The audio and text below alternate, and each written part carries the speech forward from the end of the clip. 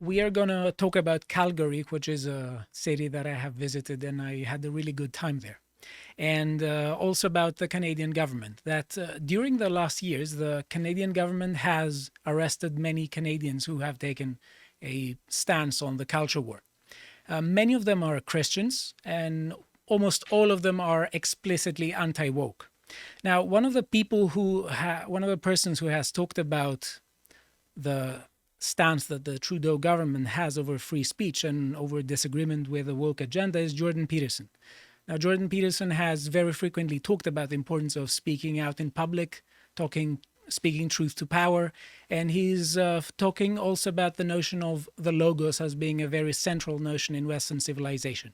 Speaking of which, you can visit our website, and for only £5 a month, you can have access to all our premium content, such as the latest symposium videos called Logos and the Pre-Socratics, the discovery of the Logos. Now, this is the contribution that Bo and I made on the discussion, because Jordan Peterson is very frequently focusing on the Judeo-Christian aspect of the Logos. We are focusing on the ancient Greek developments of the idea. So, back to our topic. Let me give you just a timeline of recent events. Now, we have Derek Reimer, a 36-year-old pastor who is based in Alberta, Canada. And it seems that he is practicing in Calgary, which is one of the major cities in Alberta. I think Alberta's capital is Edmonton, not Calgary. Anyway, so Calgary has recently seen many events where we have drag queens reading stories to children. And I think that the initiative behind it is called Reading with Royalty. It's because it's supposed to be connected with queens and kings, in which case it is drag queens and drag kings who dress flamboyantly and invite... You don't see any drag kings, do you? I don't know, but I think I read this at some point that there are. Anyway, they dress flamboyantly, whether queens or kings or just queens, and they invite children along and they read them stories. Now, the thing is that many conservatives and non-conservatives alike ask questions such as, why would anyone feel the need to dress in such a manner and attract, let's say, an audience of children in order to read them stories? What is it with the clothes? Why do some of them have to be dressed like demons or things like that? You know what happens if you look up drag king? Yeah? The first image result is a man in a three-piece suit with a top hat. No revealing nature to it, no sexualized aspect, just... Anyway, okay, maybe it's... I think that's why you don't see drag kings in these circumstances. Yeah. Okay, so in a way, why do we get the sense that these events seem to be sort of like therapy sessions for the people who read the books? And what are the events that what are the effects that these events have on children? Now, what is interesting to point at is that very frequently on the woke side, we are listening to an appeal on the idea that harm has a psychological aspect into it, which in a way it's sensible, but they only look at one aspect of the picture. They don't look at the other question as whether this is genuinely harmful for children to participate in such events. Children may be unable to understand the harm that may be caused to them by doing so, and this is where parenting is required, and maybe progressive parenting is not the way forward. Anyway, this is a debate that many people need to have, and I would suggest parents who are flirting with progressive parenting to think twice, because no one is necessarily out to get them. There are genuine problems that need to be taken into account, and there are some issues that they need to take into account and see them through a non-ideological perspective.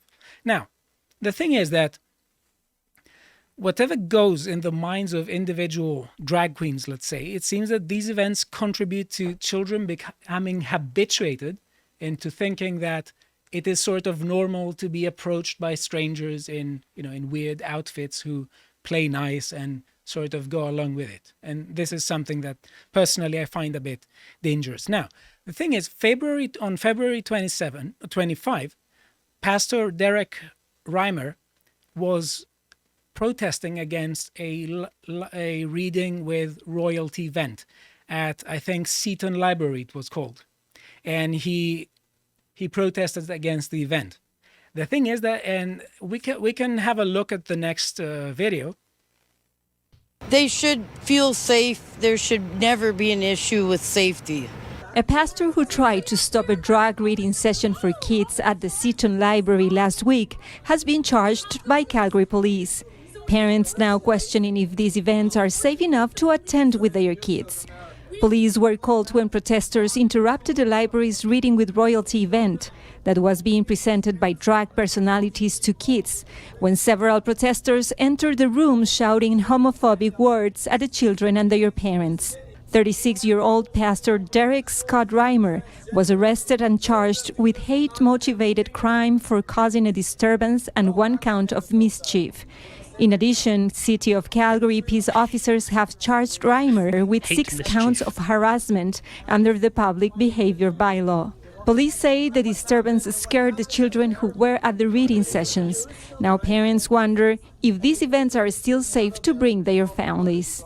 So we have Pastor Derek Reimer. He was thrown out physically by 3 people. And the thing is that we don't have footage from what happened within this event. But the problem with the culture war and the phase that we are in currently is that we don't know exactly what all these terms are supposed to mean. So this person is accused of being harmful to children, of transphobia and homophobic slurs. Now, the thing is, there is also a political presentation of the event. But the thing is that we have reached a point where we don't know exactly what constitutes all these terms and what kinds of actions are supposed to constitute transphobia or homophobia. Because the point is that you need to ask where you draw the line between something counts as homophobic or not, and whether something counts as transphobic or not. When we have people like the ones you mentioned before,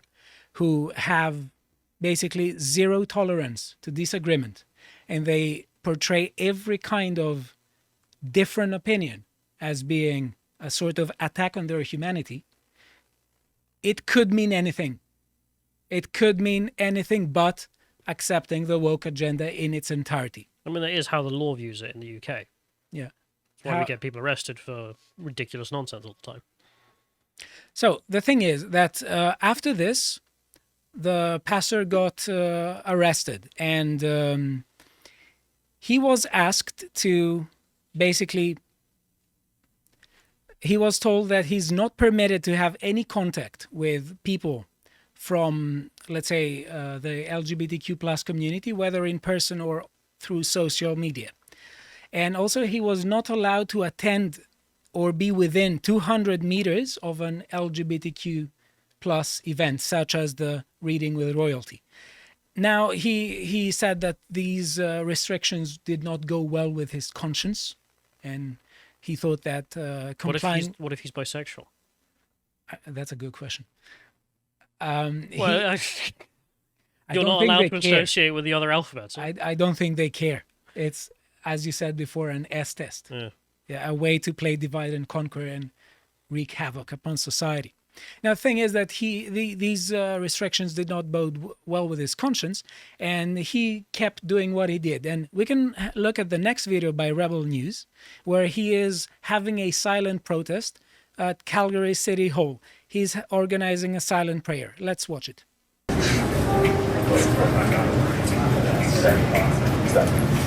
Here, grammar.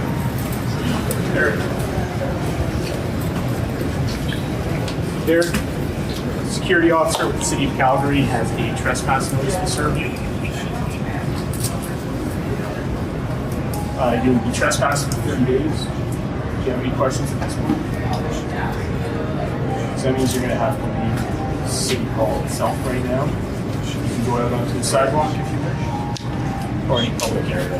May I ask, sir, why he is the only one that is being given a trespass notice, even though they are here collectively as a group? I can't share that for privacy reasons right now. Sorry. Alright, Eric, previous events too on March 7th. We're also holding prayer event inside the municipal complex interior without a permit. And today as well, you're holding a religious event inside the municipal building interior without a permit. You're being trespassed for 30 days. This is your trespass copy today. The appeal process is at the back, and you're more than welcome to appeal the process. Thank you. You can leave the building right now. Does he seem terribly violent to you? Horrifically. He's just, He might murder 3 kids. Zen mode. They're not going to be moved, not going to be bothered. He was just silently protesting. And that was in Calgary City Hall. And there's a question. I mean, why would you get something like that? Why would you get fined or told off for just being in your city hall? Just having a silent prayer or, just having a silent moment there in protesting something that takes place, some woke event there, such as reading with royalty events. Now, let's have a look on the next Twitter feed. There is someone who tries to possibly justify the police. He says, "Excuse me, not so fast. There's a thing that's called the permit. So if you're going to have a large group of organizing and gathering, whether it's public land or within some state, municipality or whatever, this city, like many others, may require you have a permit. So I can see how the police would give him a citation. I would certainly argue against it because it's for religion purposes and they're peaceful.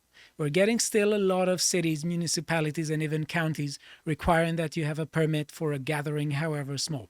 Now, the thing is that I'm not familiar with the laws of Calgary and Alberta, but there is a curious double standard here. There are people who, on the one hand, feel that it is very much okay to allow woke ideologues question laws and say that, they're unjust. But every time someone says that, well, maybe the laws that we have are very much pro-woke in some cases, and that's wrong, and we need to protest against them.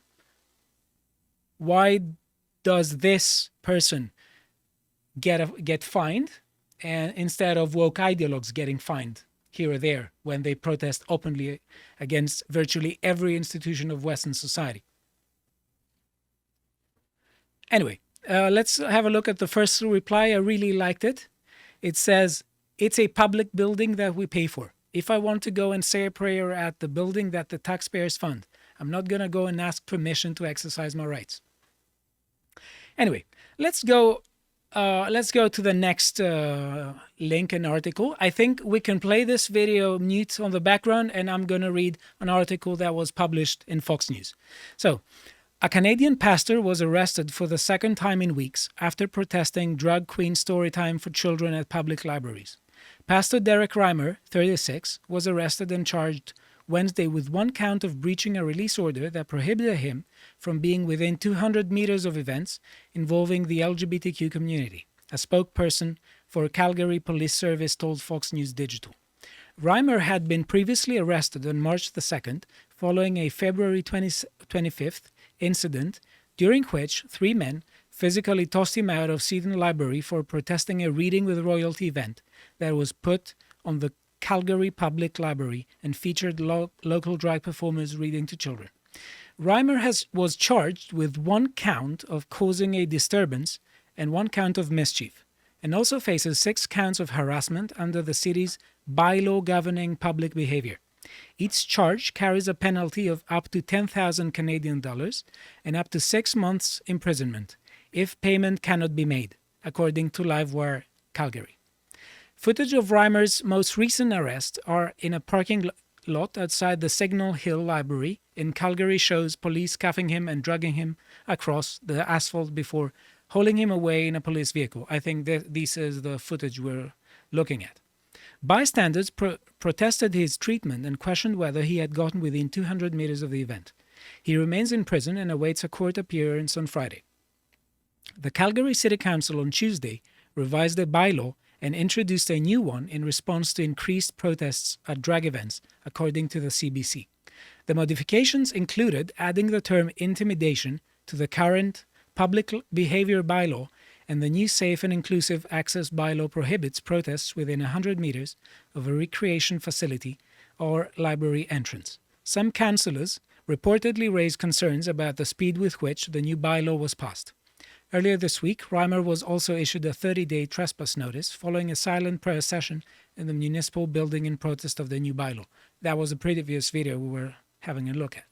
Mr. Reimer was warned on a previous occasion that he could not hold a religious event inside the municipal building unless he has a permit, a city spokesperson told the CBC. Pastor Artur Pawlowski, who knows Reimer and made international headlines himself when he was repeatedly arrested for keeping his Calgary church open during the pandemic, told Fox News Digital that Reimer's arrests indicate the government's open hatred towards Christianity. Do you remember the footage of this pastor? He had a visit by the Canadian police with guns on his church, and he threw them out, screaming at them, just leave.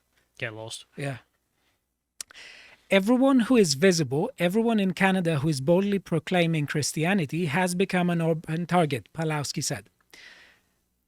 Open quotes. Calgary was immune for a little bit from the drag queen perversion because that's what it is. It's a sick, twisted perversion, and you can quote me on that. Close quote, he said. Open quote. An adult man who dresses as a woman in a sexual manner and has the urge to do that in front of children is a pervert. End of story. Close quote. Since drag events involving children have begun proliferating in Calgary, Pawlowski said that Reimer decided he felt that God is calling him to expose that, to stand against that. He noted that Reimer has communicated with him from prison and that he is calling on Christians to rise up and vocally oppose what he described as perversion while they still can. Open quote. I've warned Canadians for a long time, and I'm warning Americans as well, that you will be ruled by what you tolerate. If you tolerate corruption, you will be ruled by corruption. If you tolerate perversion, you will eventually be ruled by perversion. Close quote. He added. So, this is a very weird and convoluted story with many events. How does it seem so far? It just seems like Canada becoming the UK. I mean, we have it now, so what is it? People who go to abortion clinics and pray in their heads get arrested? It was the one in, I remember something you were showing I think it's last been about time 3 now. in Scotland about an incident. Anyway, so let's go. What happened afterwards? So we can just have a look at the title and the image here. We have protests continuing in Calgary over change rooms and drag events. And if you see, we have people from both sides. We don't have we have more people from the LGBTQ community side, but we have various groups of people protesting for or against these events. But the issue is how the Calgary City Council reacted, especially with the bylaws. Now, the thing is that there were some bylaws, and they had to do with harassment and public behavior. So they were saying that, for instance, that acts like spitting or holding knives in public, they were to be prosecuted. But now they did something extra. They added the clause intimidation there. Now, let us have a look at this article. It says, Calgary City Council has updated the bylaw and brought in another to address escalating protests at drag events, including popular story times at public libraries. Mayor Jyoti Gondek said it's important for the council to send a message as cities around the world struggle with extreme polarization and threats of violence against some communities. This is not just isolated to Calgary. This is something that is happening globally. Mrs. Gondek told City Council during a debate on Tuesday. For us to take a leadership step here is quite important, especially when we are out there talking a good game about this is a city that you want to move to. This is a city that you want to bring your business to. And what she says is quite stunning. If you don't like the human rights argument, you should at least like the economic argument. You can't be a thriving community if you're not inclusive. Now, I think we need to pause on this, and I want your opinion on this, because to my mind, the economic argument would go like this. An economically rational agent, in which case an employer or an investor does not care about where the employee comes from, cares only about the employee's efficiency. That's the economic argument, at least to my mind. What do events such as reading with royalty have to do with economic growth and productivity? I cannot think anything that is good. The changes which were approved by a majority council members include adding the word intimidation to the harassment section of the existing public behavior bylaw. A second bylaw, which is called the Safe and Inclusive Access Bylaw, will immediately prohibit protests within 100 meters of an entrance to a recreation facility or library. Some councillors expressed concerns that they were moving too quickly, but others suggested it was important to take a stand against discrimination. Let us see what they said. This is important work. This is hard work, said Councillor Courtney Penner. These are hard conversations to have as a community, how we treat each other and how we respect each other, and we know the importance of upholding charter values. Ms. Penner said the bylaw will ensure that all Calgarians will be able to go to and from city facilities without the threat of harassment, intimidation, and violence. I don't see any discussion taking place, and it seems to me that all this is performative and that these people who say this, they're just, classic politicians making claims about what they're doing is for the good of the community and for the good of all. But, all of this is ultimately nonsense. Just how do we further criminalize opposition to what we're doing? Yeah. And then whenever someone says, why are you doing that? It's like, oh, for safety. Yeah. And the thing is, it's important to have a look at various cases that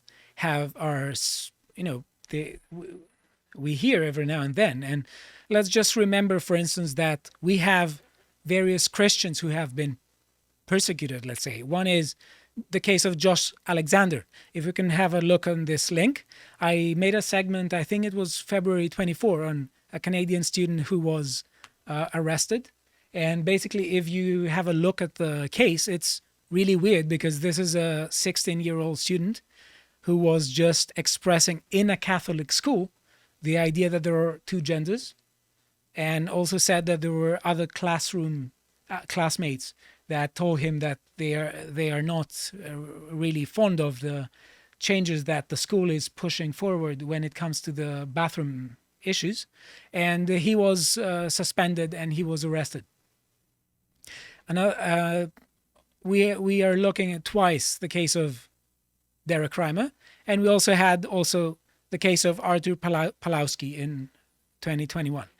And of course, we don't have just Christians. We have other people who maybe they say they're Christians, maybe they're agnostic. Don't know yet. Who are explicitly anti-woke, who feel a kind of marginalization and pressure to conform with gender ideology. And I think that the thing is that it is an important question to ask a bit how woke ideology operates, because it operates, I would say, asymmetrically. It's on all fronts. Now, you did a segment yesterday on the person who could not define the word woke, yes? Yep. Okay, I think it is good if we start talking a bit about what woke means so we can get on the same page. I think that we were having a conversation with Connor yesterday, and he was saying that it's basically identity politics socialism. And I think that it's important to have to shed light on two factors. One is the kind of mindset, the woke mindset, and the other is the two kinds of strategies that woke ideologues are using. And I think it is important to point out because these strategies are not equally effective. Unfortunately, the concealed strategy works better in achieving the desired effects, desired not by me, desired by woke ideologues, than the overt one. Now, let us say one thing. I think that the woke mindset involves two dispositions, at least. One is the disposition to play identity politics and claim that disagreement with special treatment of the members of a particular group constitute an attack on their humanity. And the second thing is that the idea that they attack traditional institutions while taking their benefits for granted. Now, the thing is that that is why we see woke ideologues very frequently wanting to pose as liberators and emancipators of particular groups. Now, the thing is that there are two strategies. The one is the overt one that is explicitly against major traditional Western institutions such as the rule of law, the family, but there's also a more concealed sophistry, and this is working from within institutions in order to subvert them. And I think that the best way to show this is by clicking the next video, and it's more it's more troubling and dangerous because it works incrementally. And most people think that it has an air of legitimacy because they use language that those who follow the overt strategy do not use. And they, for instance, use the language of individual rights in a way that the explicitly anti-individual rights woke rhetoric does not. Let us have a look at an old video. Another blaring example, drag queen story time. It's happening in Canada and America, where some public schools and libraries invite drag queens, some dressed like horned demons, to read to young children. And it's a social deconstructionist agenda. They're using children, little 5-year-olds, to accomplish this. And parents are waking up and saying no. When asked about parents' rights, Auger says, well, actually, in Canada, parents' rights are limited and children's rights are put ahead. So the child has the right to be protected from the parents when the parents behave badly. Okay. Doesn't a child have a right to drag queens? Exactly. Who are they listening to? Exactly. But I want to say something that if we focus on the phrasing, because I think it's important to look at the phrasing. This person said, in Canada, parents' rights are limited and children's rights are put ahead. So the child has a right to be protected from the parents when the parents behave badly. The thing is, in the abstract, this seems correct. And in the abstract, many people would agree. The problem is that we cannot just stay in the abstract. The question is, what counts as bad parent behavior? And that is where the problem with the woke ideology comes, is that they are trying to increase the kinds of actions that count as bad parent behavior. So that is why they are trying to attract an audience, and they want to tell to their audience that, no, listen, all of these things that you're experiencing, they are actually oppression against you. We know what your best interests are, better than your parents, better than yourself. Let us lead you to emancipation. Anyway, so the thing is that this is a concealed strategy that we need to focus on, because very frequently those of us who deal with these issues, we are quite aware that this is obviously sophistry, but many people in public discussion, or those who just listen but do not participate very vehemently, they are a bit more prone to think that, well, this person uses language that we currently and usually use, maybe they have a point. It is important to pay attention to this. The problem is always in the details, and this is a way in which we can expose problems. Now, let us move to the next thing. This does not happen only in Canada. We have started having drag story hours, sparking angry anti-LGBTQ rallies and resulting in several arrests. We have an article here by Forbes. I think the formulation of this article is very much pro-woke, but I'm not going to read the way that the top line is portrayed, but I want to say that there is a timeline of some of such arrests in other countries. So we have, let's say, I'll give some examples, not all of them.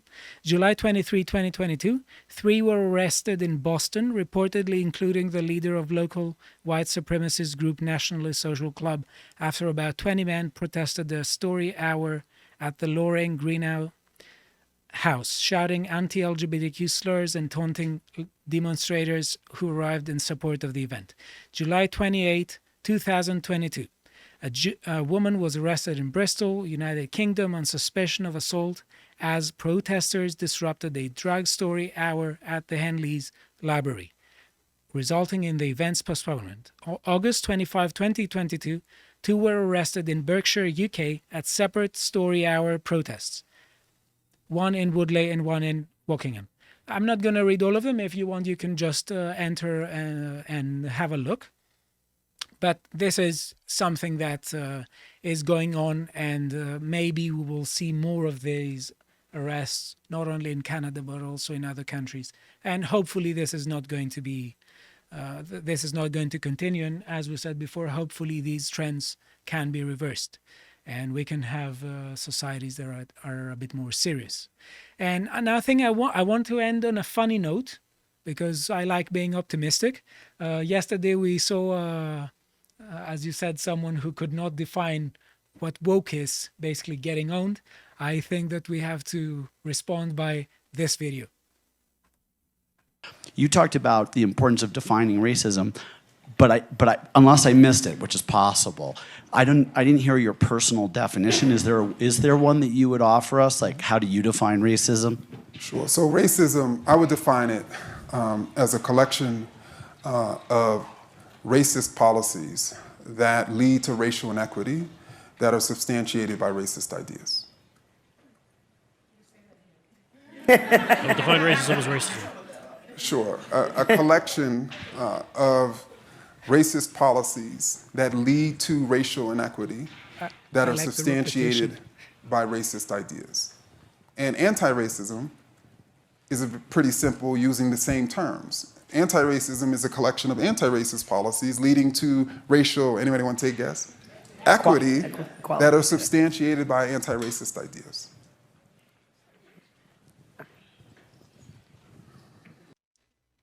I mean, the embarrassing part is he just has no shame. He's not even embarrassed in the slightest. I think it is funny to watch, but it is also tragic, because I think this is Ibram Kendi. I may be wrong, but it seems to me that this is Ibram Kendi, who's one of the... Somehow made a living doing this? Yes, who is one of the main people behind CRT, and especially the anti-racist doctrine that says that it is not enough to be non-racist, one should be actively anti-racist. And he is purposefully changing the notion of what counts as racism to include progressively more actions. If you appreciated that segment from the podcast of the Lotus Eaters, you can go to lotuseaters.com to get access to all the premium content that's on the site, such as the Contemplation series, this episode on how corporations squeeze money out of people. If you'd like to find out what else is being put out, you can follow on Getter at lotuseaters_com on Getter. Thank you and goodbye.